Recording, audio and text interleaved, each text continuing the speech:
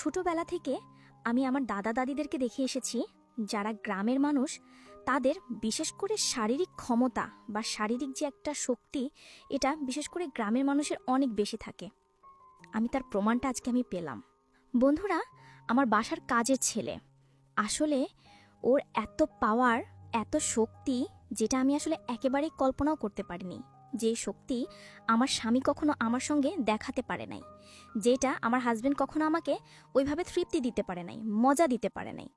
তো আমার বাসার সাধারণ একটা কাজের ছেলে, নাম তার জামাল, ঠিক আছে? হ্যাঁ, সে এতটা পাওয়ারফুল, এতটা শক্তিশালী, এটা আমি কখনো কল্পনাও করতে পারি নাই। ও আমাকে বলেছিল, ম্যাডাম আপনি শুধু আমাকে একটা সুযোগ দিয়ে দেখেন, আমি আপনাকে পর্যাপ্ত পরিমাণ সুখ দিব, আনন্দ দিব, আপনি অনেক মজা পাবেন, বিশেষ করে দোলাবাড়ির চাইতেও আমি আপনাকে বেশি আনন্দ দিব। আসলে আমি সেদিন অবাক হয়ে পড়েছিলাম। পরে ওকে আমি একটা সুযোগ দিয়েছিলাম, ঠিক আছে। তারপর বন্ধুরা, আমি নিজেই অবাক হয়ে পড়েছি। আসলে বন্ধুরা, আমার বিয়ে হয়েছে সবেমাত্র 3 বছর হলো। তবে আমার হাজব্যান্ড এখন আমার সঙ্গে থাকে না। আমার হাজব্যান্ড আসলে কিছুদিন আগে আমাকে ছেড়ে সে লন্ডনে চলে যায়, আর ও একটা মেয়েকে বিয়ে করে সে লন্ডনে চলে যায়। এখন বর্তমানে আমি একাই আছি, আর আমার এক বাচ্চা হয়েছে, আমার একটা মেয়ে হয়েছে। তো আমার মেয়েটার বয়স খুবই ছোট, 2.5 বছর বয়স ওর, খুব একটা বেশি বড় হয় নাই। তো আমার মেয়েটা ছোট, কিন্তু বন্ধুরা আমি প্রেম করে বিয়ে করার কারণে আমার মা বাবা আমাকে কখনোই তারা মেনে নেয় নাই, এবং তারা আমাকে ত্যায্য করে দিয়েছে। মা বাবা আমার সাথে তারা যে ধরনের সম্পর্ক ছিল সব ধরনের সম্পর্ক তারা ছিন্ন করে ফেলে। আমার সঙ্গে তারা আর কোনো সম্পর্কই রাখে নাই। শুধুমাত্র আমি প্রেম করে বিয়ে করেছি বলে তাদের সম্মানে আঘাত লেগেছে। আমার মা বাবা ছিল মোটামুটি একটু বলা চলে মধ্য ফ্যামিলিতে, একটু ভালো একটু পরিবারের, তারা টাকা পয়সা সব কিছুই তাদের মোটামুটি আছে, একটু ভালো ফ্যামিলি বলা চলে, ব্যবসা বাণিজ্য আছে। আর আমি যেহেতু তাদের সন্তান, আমি আসলে অনেক বেশি পড়াশোনা করেছি, কিন্তু এখন আমার ফ্যামিলি আমাকে ত্যাগ করার জন্য এবং আমার হাজব্যান্ড আমাকে চলে যাওয়ার কারণে আমাকে একটা চাকরি করতে হয়, এবং আমি একটা ব্যাংকে 8 ঘন্টা চাকরি করি। কিন্তু বন্ধুরা, বাসায় আমার মেয়েটা একা একা থাকে, সেখানে আমাকে কাজের মেয়ের কাছে আসলে রেখে যেতে হয়, কিন্তু কাজের মেয়েটা ঠিকঠাকভাবে আসলে দেখাশোনা করেন না। কিছুদিন আগে আমার বাড়িতে হঠাৎ করে খবর আসলো যে আমার এক চাচাতো বোনের আসলে বিয়ে হবে। তখন আমার চাচাতো বোন আমাকে ফোন করে বলল, আপু তুমি আমার বিয়েতে আসতেই হবে। দেখো তুমি চাচা চাচিদের সাথে তোমার সম্পর্ক আছে কি নাই, তারা তোমাকে মেনে নেবে কিনা নেবে আমি কোনো কিছু জানতে চাই না, কিন্তু তোমাকে আমার বিয়েতে আসতেই হবে। তুমি যদি আমার বিয়েতে না আসো তাহলে আমি বলে দিলাম আপু আমি বিয়েই করব না, কারণ আমি ছোটবেলা থেকে তোমার সঙ্গে বড় হয়েছি। যাই হোক, আমার খুব একটা বেশি ছোট না, আমার 5 বছরের ছোট। তো ওর বিয়ে হচ্ছে পারিবারিকভাবে, ঠিক আছে। তো আমার মা বাবাও চেয়েছিল বন্ধুরা আমাকে পারিবারিকভাবে তার একটা বিয়ে দিতে, কিন্তু আমি তাদের কথা অবাধ্য হয়ে অমান্য করে আমি নিজেই প্রেম করে একটা ছেলেকে আমি বিয়ে করেছিলাম। বিয়ের পরে আমি জানতে পারি ছেলেটা খুব একটা বেশি ভালো না, ও আরও অনেকগুলো মেয়ের জীবন নষ্ট করেছে, ওরা অনেকগুলো রিলেশন করেছিল। এটা আমি আসলে বিয়ের আগে কোনোভাবেই জানতে পারি নাই। আমি বিষয়টা জানতে পারলাম বিয়ের পরে, ততক্ষণে অনেক বেশি দেরি হয়ে গেছে, অনেক বেশি লেট হয়ে গেছে। আর ততক্ষণে আমি প্রেগনেন্ট, আমার গর্ভে আসলে অসন্তান। এমন অবস্থায় ও আমাকেও তখন তৎক্ষণাৎ ছেড়ে আর একটা লন্ডন প্রবাসী মেয়ের সঙ্গে হাত ধরে পালিয়ে তার সঙ্গে চলে যায়। এখন আমি এমন এক পর্যায়ে আছি বন্ধুরা, আমি না পারতেছি আমার বাড়িতে যেতে, মা বাবার সামনে গিয়ে মুখ তুলে তাদের সামনে দাঁড়াতে, না পারতেছি আমি ওর বাসায় যেতে, কারণ ওরগুলোর ঠিকানা আমি জানি না। আমাকে একটা ফেক ঠিকানা দিয়েছিল, ফেক নাম বলেছিল। আমি ওর প্রেমে একেবারে অন্ধ ছিলাম, হাবুডুবু খেয়ে ফেলেছিলাম। ছেলেটা অনেক সুন্দর ছিল, স্মার্ট ছিল। আসলে আমরা মেয়েরা এটাই ভুল করি, আমরা ভাবি সুন্দর এবং স্মার্ট ছেলে হলেই আমাদের আর কোনো কিছু লাগবে না। কিন্তু বন্ধুরা, সুন্দর মানুষের থেকেও সবচেয়ে বেশি দরকার হচ্ছে সুন্দর একটা মনের। যেই ছেলে মন মানসিকতা সুন্দর, হ্যাঁ, যেই ছেলে পরিবারের দায়িত্ব নিতে জানে, সেই হচ্ছে আসল মহাপুরুষ, তাকেই বলে পুরুষ। তো এরকম সমাজে অনেক পুরুষ মানুষ আছে, অনেক ছেলে আছে যারা বিয়ের প্রবলেম দেখিয়ে মেয়েদেরকে আসলে দিনের পর দিন ভোগ করে তাদের থেকে টাকা পয়সা খায়। আর আমরা মেয়েরা আসলে তাদের প্রতি দুর্বল হয়ে এই কাজটা কিন্তু আমরা করে যাই দিনের পর দিন, রাতের পর রাত। তো এমনটা আমরা কখনোই করা উচিত না, ঠিক আছে? এই ভুলটা কিন্তু আমরা বারংবার করে যাই। তো বন্ধুরা, যাই হোক, আমার নাম হচ্ছে ইশরাত। আমি আজকে আমার জীবনের এক সত্য ঘটনা তোমাদের সঙ্গে তুলে ধরতেছি। বন্ধুরা, আমি জানি তোমরা অনেক গল্প শোনো, তবে আজকের এই গল্পটা হচ্ছে একেবারে বাস্তব ধরনের একটা গল্প। এই গল্পটা শুনলে তোমরা অনেক কিছুই বুঝতে পারবে, অনেক কিছু জানতে পারবে। তো তোমরা এই গল্পটা দেখে অনেক কিছু শিক্ষা নিতে পারবে। যাই হোক বন্ধুরা, আমার বাড়ি হচ্ছে বাংলাদেশের একটি মফস্বল গ্রামে। বর্তমানে আমি শহরে বসবাস করি, যেহেতু আমি একটা ব্যাংকে ব্যাংকে হেড অফিসে চাকরি করে মোটামুটি ভালো একটা স্যালারি অ্যামাউন্ট আমি পাই। আর আমি একটা ফ্ল্যাট বাসা নিয়ে এখানে বসবাস করি শহরে, ঠিক আছে? তো যাই হোক, আমি বর্তমানে কলকাতা শহরে আছি, আর এই কলকাতা শহরের একটা ব্যাংকে আমি জব করছি। এখন আমি যাব হচ্ছে গ্রামে, যাব হচ্ছে, হ্যাঁ, আমার বাড়ি হচ্ছে মূলত ত্রিপুরা, ইন্ডিয়ার ত্রিপুরাতে। তো আমি সেখানেই যাব। তো বন্ধুরা, কিছুদিন আগে আমি চিন্তা করতেছিলাম আমি মানে কি করব না। আমি ভাবতেছিলাম যে আসলে আমার কি আমার চাচাতো বোনের বিয়েতে যাওয়া ঠিক হবে? সেখানে তো আমার মা বাবা আসবে, আত্মীয় স্বজন অনেকে আসবে। তাছাড়া আমার বিয়ের খবরটা তো অনেকেই জানে। হ্যাঁ, আসলে আমি তাদের সামনে মুখ উঁচু করে কিভাবে দাঁড়াবো বা কিভাবে কি করব? অনেকেই অনেক কথা বলবে, তাছাড়া আমার মেয়েও থাকবে আমার সঙ্গে। আমি কোনো কিছুই ভেবে পাচ্ছিলাম না। এক প্রকার সিদ্ধান্ত আমি নিয়ে নিলাম, যা যা হবার হবে। মুখে তো কত কিছুই বলবে, কত কথা উঠবে, সব কথা আর কান দিব না, সব কথার জবাব দিব না। যেটা প্রয়োজন মনে করবো সেটাই জবাব দিব। আমি এক প্রকার চিন্তা করে নিলাম, ডিসিশন নিয়ে নিলাম যে যেহেতু আমার চাচাতো বোন, সে আসলে আমাকে অনেক সম্মান করে, অনেক ভালোবাসে আমাকে। আর যেই জায়গায় আমার চাচা নিজে আমাকে বলেছে যাওয়ার জন্য, চাচি আমাকে বলেছেন, সেই জায়গায় আমার মা বাবা রাজি থাকলে বাকি, না থাকলে বাকি, আমি তাদের সঙ্গে প্রয়োজন হলে খুব একটা বেশি কথাবার্তা বলবো না, বিয়ের দিকে ফোকাস থাকবো। আর আমাকে বলেছিল বিয়ের 2 দিন আগেই যেতে। এদিকে আমি বৃহস্পতিবারেই আমি চলে গেলাম।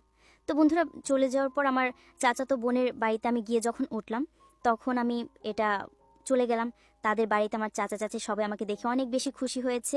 ততক্ষণ পর্যন্ত আমার মা বাবা কেউই আসে নাই। আমি যেহেতু বিয়ের 2 দিন আগে চলে গিয়েছিলাম, তখন ওরা সবাই অনেক বেশি খুশি হয়েছিল। বিশেষ করে আমার চাচাতো বোন জেরিনও অনেক বেশি খুশি হয়েছিল। আমাকে বলেছিল, আপু তুই এসেছিস। আসলে সত্যি কথা বলতে আমি তো একদমই বিশ্বাসই করতে পারতেছিলাম না যে তুই সত্যি আসবি। আমি তো এক প্রকার ভেবে নিয়েছিলাম যে তুই আসবি না। যাই হোক, তুই এসেছিস, আসলে আমি খুব খুশি হয়েছি, আমার অনেক ভালো লাগছে। তো না, তুই তোর রুমে চলে যায়, যে এটা তোর রুম, ঠিক আছে, ইয়ে কর। আর আমার মেয়েকে সবাই আদর করছিল, আমার চাচা চাচি, তারপর জেরেন থেকে শুরু করে সবাই। কিন্তু ও আসলে কারো কোলে আমি দেখেছি কোনোভাবেই থাকতেছে না। ও আসলে ওর মার কোল ছাড়া কারোর সঙ্গে খুব একটা বেশি যায় নাই। তো দাদা দাদির সম্পর্ক কি, নানা সম্পর্ক কি, ও আসলে খুব একটা বেশি জানেও না, চেনেও না ওরকম, ঠিক আছে? এই জন্য কারো কোলেই যেতে চায় না। তো ওদের বাসায় একটা কাজের লোক ছিল, তো নাম ছিল তার হচ্ছে জামাল। তো হঠাৎ করেই জামাল বললো, ম্যাডাম আপনি বরং যান ওয়াশরুমে গিয়ে ফ্রেশ হয়ে আসুন, ততক্ষণ আমি আপনার মেয়েকে কোলে নিচ্ছি, ও আমার কোলে থাকবে। এই কথা বলে ওর কোলে যেতেই দেখলাম আমার মেয়ে মানে কেমন যেন শান্তশিষ্ট হয়ে গেছে। ও কোনোভাবে যেন কান্নাকাটি করতেছে না, একেবারে একটা ভদ্র একটা মেয়ে হয়ে গেছেন। মনে হচ্ছে ও ওর বাবার কোলে গিয়েছে, এমন একটা ভাব। আসলে ছোটবেলা থেকেই আমার মেয়েটা বাবার অভাব আসলে কোনোভাবে পূরণ করতে পারতেছি না আমি। ঠিক আছে, যাই হোক, আমার আসলে চাচা চাচির বাসায় একটা কাজের ছেলে ছিল জামাল। ওর কোলে যাওয়ার সঙ্গে সঙ্গেই ওর কান্নাকাটি একেবারে পুরো বন্ধ হয়ে গেছে।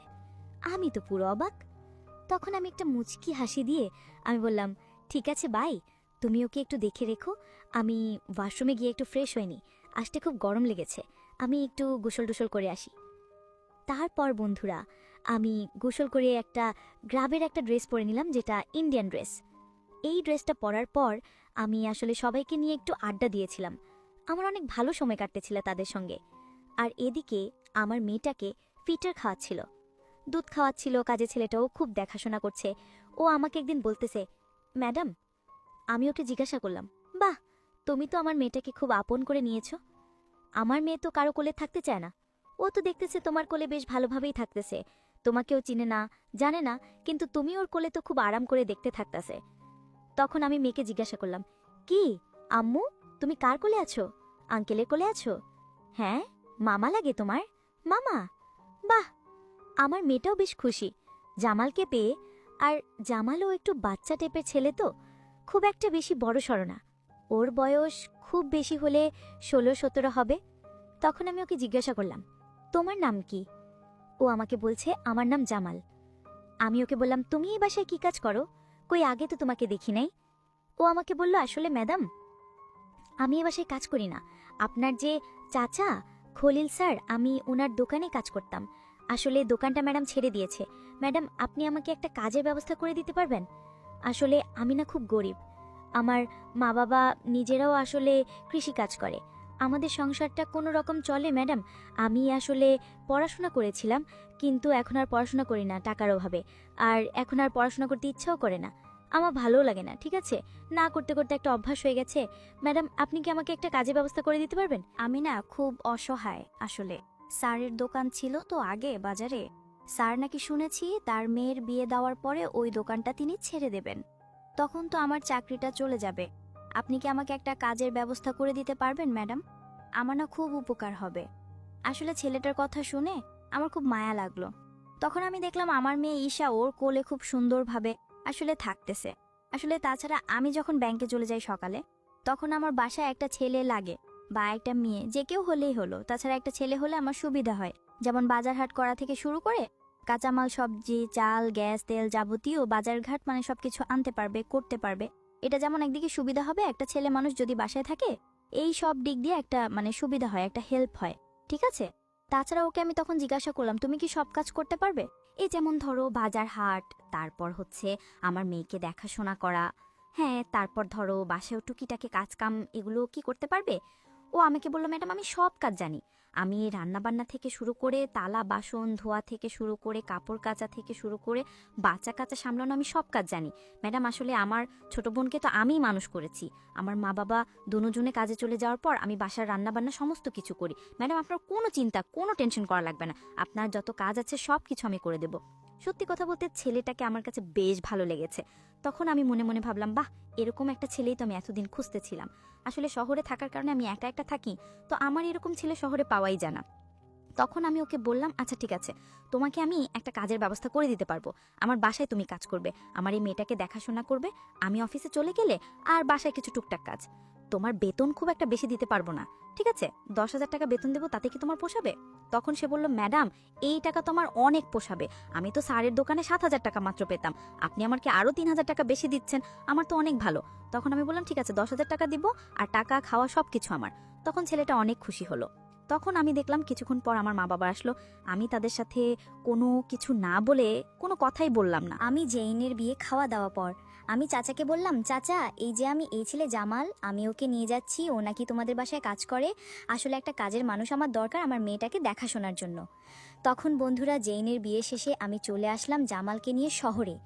জামালকে নিয়ে শহরে আসার পর আমি জামালকে বাসার সমস্ত কাজকর্ম আমি ওকে দেখিয়ে দিলাম।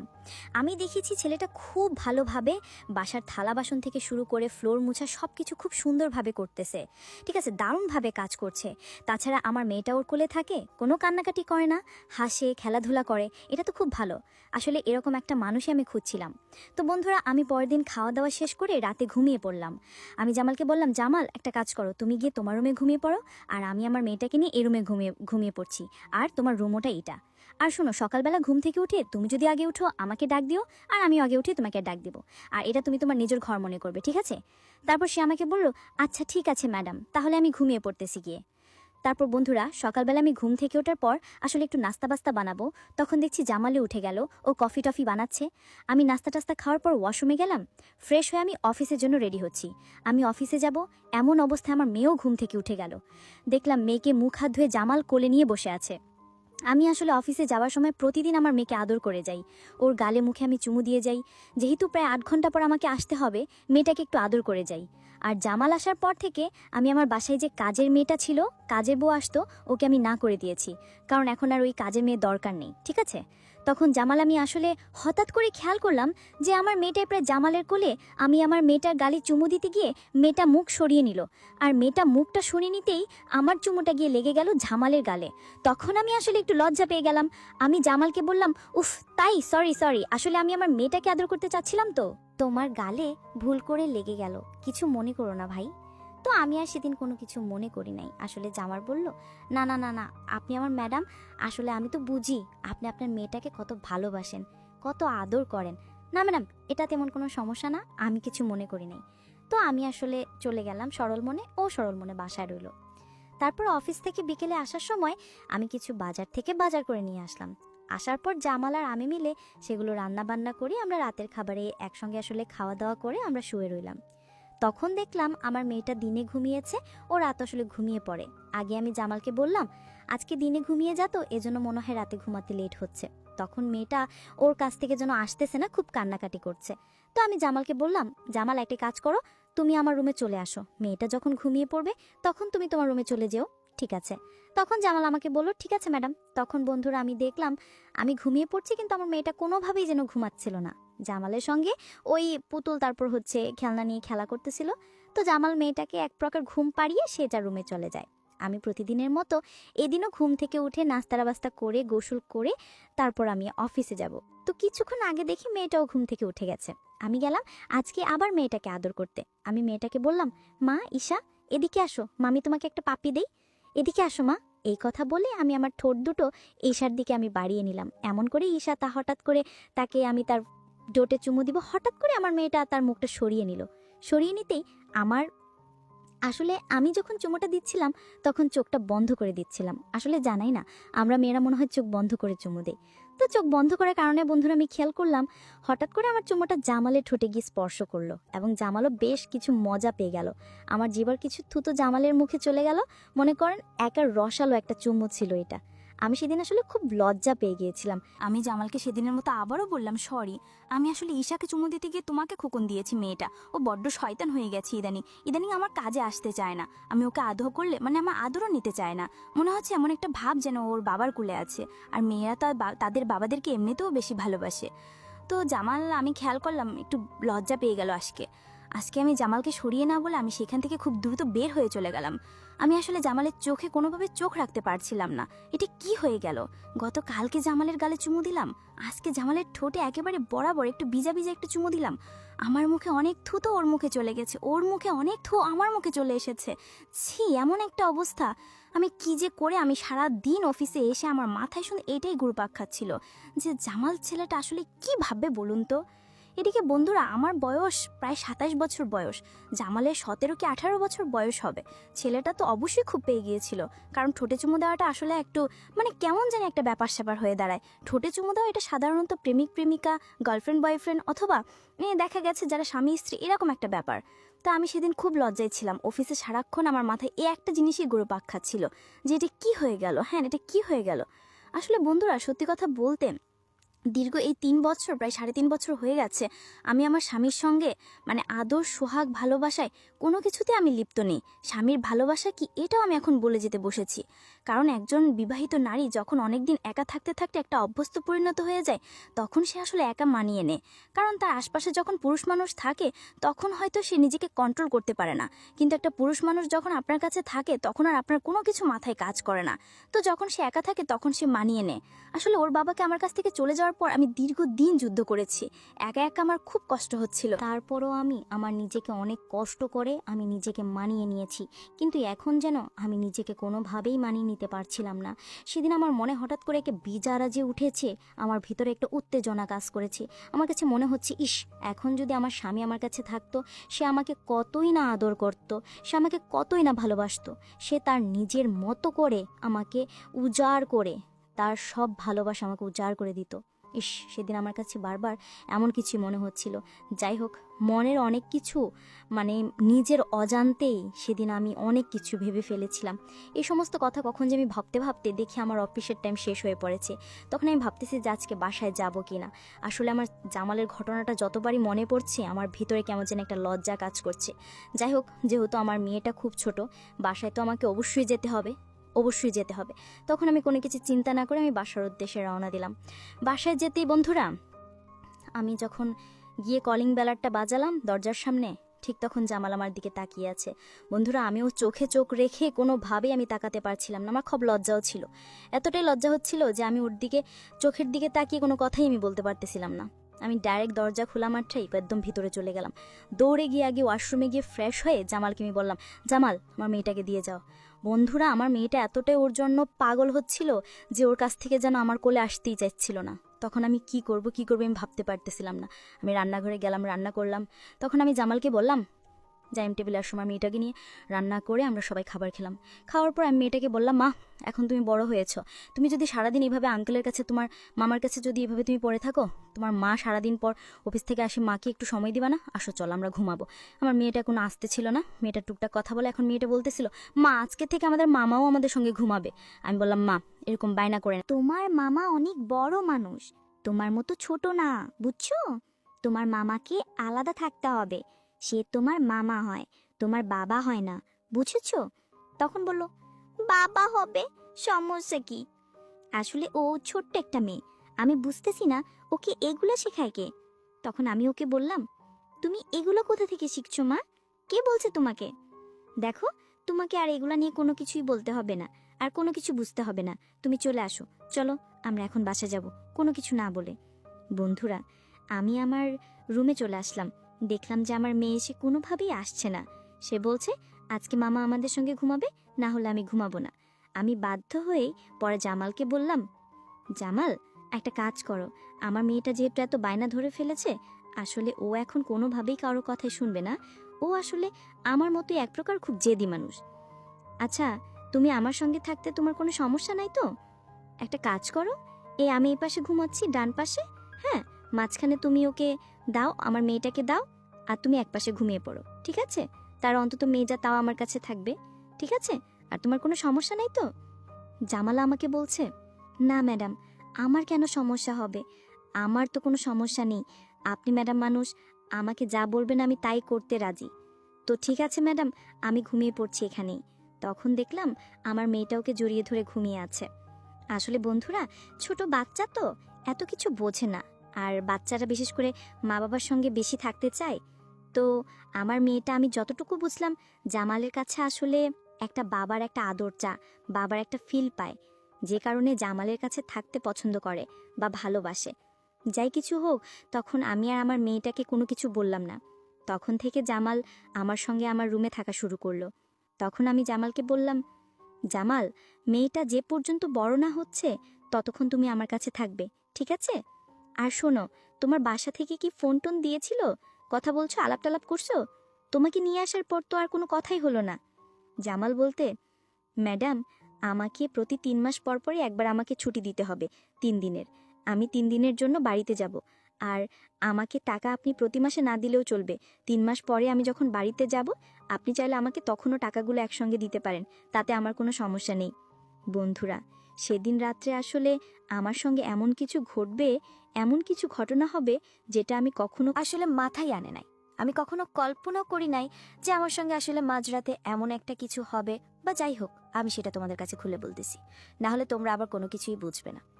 আমি আসলে বন্ধুরা ঘুমের মধ্যে প্রচুর পরিমাণে ঠ্যাং ঠুং মানে এগুলো নিজেকে কন্ট্রোলে রাখতে পারি না, ঠিক আছে? একটু চাট মানে কি বলে এটাকে, লড়াচড়া একটু বেশি করে আর কি, ঠিক আছে?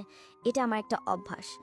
রাত যখন ঘড়ি কাটে 11টা বাজে, আমি আসলে আমার ঠ্যাং হাত আমি অনেকটাই দিয়ে দিলাম জামালের উপরে। আর আমার মেয়েটা দেখে ছোট মানুষ তো ওপরের দিকে ঘুমিয়ে আছে। কিছুক্ষণ পর বন্ধুরা, আমি আসলে জামালের ওপরে আমার ট্যাং হাত যাওয়ার পরে আমার শরীরে এক প্রকার একটা উত্তেজনা চলে আসলো। আসলে হয় না যে মনে করেন যে একটা পুরুষ মানুষের একটা শরীর বা অঙ্গ প্রত্যঙ্গ যদি একটা নারী শরীরের সঙ্গে লাগে, তাহলে কিন্তু নিজেকে কোনোভাবে আর ঠিক রাখা সম্ভব হয়ে ওঠে না, নিজেকে কিন্তু আর কন্ট্রোলে রাখা কোনোভাবেই সম্ভব হয়ে ওঠে না। আসলে জামালের শরীরটা যখন আমার শরীরের সঙ্গে লেগেছিল, তখন আমার কাছে মনে হচ্ছিল যে একটা দমকা হাওয়া এসে আমার শরীরের ওপর বড় করেছে, একটা দমকা হাওয়া আমার শরীরের ওপর লেগেছে, মানে এত একটা উত্তেজিত। আর সেদিন আমি জানি না, আমার খুব বেশি মানে আমার হাজবেন্ডের কথা মনে পড়তেছিল, যে বিয়ের পর উনি আমাকে আসলে কিভাবে আদর করেছিল, আমাকে কিভাবে ভালোবাসেছিল। সেদিন আসলে আমার এই বিষয়গুলো আসলে খুব বেশি মনে পড়েছিল। আমি নিজেকেই অনেক আজকের আটকে রাখার চেষ্টা করেছি, নিজেকে কন্ট্রোলে রাখার অনেক চেষ্টাই আমি করেছি, কিন্তু সবশেষে আমি ব্যর্থ ছিলাম। কোনোভাবেই নিজেকে আটকাতে পারতেছিলাম না, নিজের ওপর নিজের কোনো কন্ট্রোলে রাখতে পারতেছিলাম না।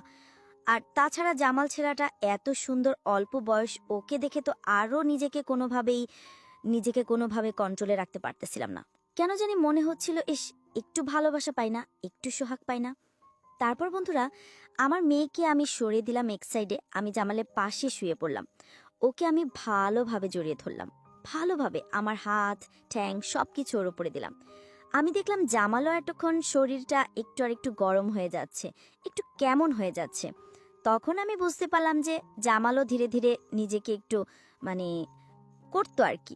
তখন আমার একেবারে অনেক ভালো লাগা কাজ করতেছিল। কিছুক্ষণ পর বন্ধুরা, আমি খেয়াল করলাম যে আমি আর নিজের কন্ট্রোলে নাই।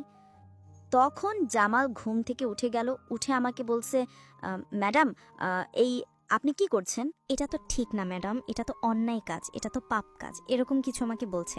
তখন আমি জামালকে বললাম, দেখো জামাল, আমার বিয়ে হয়েছে আজকে 3 বছর, তোমার দোলাভাই এখন আমার কাছে নেই, সে আমাকে ছেড়ে চলে গেছে, আসলে সে একটা প্রতারক। জামাল, আমি নিজেকে আটকানোর অনেক চেষ্টা করেছি, কিন্তু আমি কোনোভাবে আর পারতাছি না। জামাল, তুমি একটা সুযোগ আমাকে দাও। দেখো, তোমার বেতন 10,000, না, আমি তোমাকে অনেক টাকা বাড়িয়ে দেব, তুমি কারো কাছে কোনো কিছু বলো না। ঠিক আছে, সে আমাকে এই কথাগুলো বলছে। তো এখন আমি আসলে কোনোভাবে তখন নিজের উপর নিজেকে আর কোনোভাবে আটকে পাচ্ছিলাম না, কোনোভাবে কন্ট্রোল করতে পারতেছিলাম না। তখন আমি জামালকে বললাম, আচ্ছা জামাল, তোমাকে আমি টাকা দেব, প্লিজ তুমি কারো কাছে কোনো কিছু বলো না। তখন জামাল বলল, আচ্ছা ঠিক আছে ম্যাডাম, কোনো সমস্যা নেই, আপনি যেভাবে চাচ্ছেন সেভাবেই হবে। তখন ওই দিন রাতে বন্ধুরা, নিজের অজান্তেই কাজের ছেলের সঙ্গে এরকম একটা কিছু আমার সঙ্গে হয়ে গেল। আর বিশেষ করে ছেলেটার এত পাওয়ার ছিল, মানে এত শারীরিক শক্তি, আমি তো বুঝতে পারি না। আমি মনে মনে ভাবছিলাম, বাচ্চা এতক্ষণ একটা ছেলে কি করবে আমার সঙ্গে। হ্যাঁ, সে হয়তো উঠবে না, কিন্তু বন্ধুরা, মানে গ্রামের আসল যে শক্তি, এটা আমি সেদিন বুঝলাম।